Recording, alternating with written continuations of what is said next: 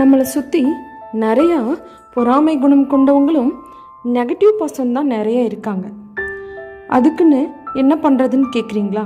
First ignore negativity. ஒரு பெரிய வெள்ளை துணியில் ஒரு சின்ன அழுக்கு இருக்குன்னு வச்சுக்கோங்களேன்.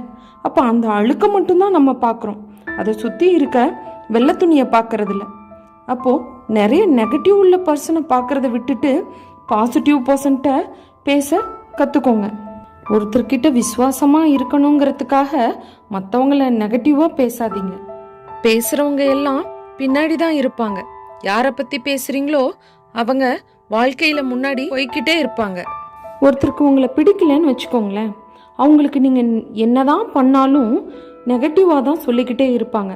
அவங்கள இக்னோர் பண்ணிவிட்டு உங்ககிட்ட பாசிட்டிவாக பேசுகிறவங்க கிட்ட பேசுங்க. நெகட்டிவாக பேசுகிறவங்க 10 பேர் இருப்பாங்கன்னா பாசிட்டிவாக பேசுகிறவங்க 90 பேர் இருக்காங்க. அப்போ நெகட்டிவ் பர்சனை இக்னோர் பண்ணிவிட்டு நீங்கள் பாட்டுக்கு உங்கள் வேலையை பார்த்தீங்கன்னா லைஃப் நல்லா இருக்கும். What you think you become. நீங்கள் என்ன யோசிக்கிறீங்களோ அதுவாக தான் ஆவீங்க. எவ்வளோ நெகட்டிவிட்டி இருந்தாலும் அதை இக்னோர் பண்ணிவிட்டு உங்கள் மைண்டை எப்பயுமே பாசிட்டிவாக தான் பார்க்கணுன்னு ட்ரெயின் பண்ணி விடுங்க. நல்லதே நடக்கும், நல்லது தான் நடக்கும்னு ஒரு ஸ்பிரிட்டோடு இருங்க.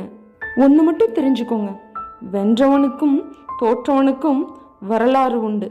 வேடிக்கை பார்ப்பவனுக்கும் விமர்சனம் பண்ணுறவனுக்கும் எதுவுமே கிடையாது. இப்போ இருக்க காலகட்டத்தில் யாருமே யார் நல்லா இருந்தாலும் பிடிக்கவே மாட்டேங்குது. நிறையா பொறாமை குணமும் நெகட்டிவிட்டியும் தான் அதிகமாக போய்கிட்டு இருக்கு.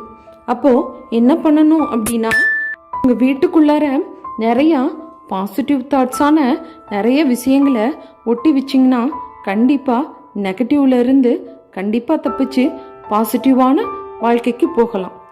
அழகான நாட்கள் எப்பயுமே நமக்கு கிடைக்கிறது இல்லைங்க. அமையிற நாட்களை அழகாக வாழ்ந்துட்டு போவோமே. இந்த பதிவு பிடிச்சிருந்ததுன்னா லைக் பண்ணுங்கள், சப்ஸ்கிரைப் பண்ணுங்கள், ஷேர் பண்ணுங்கள். தேங்க்யூ.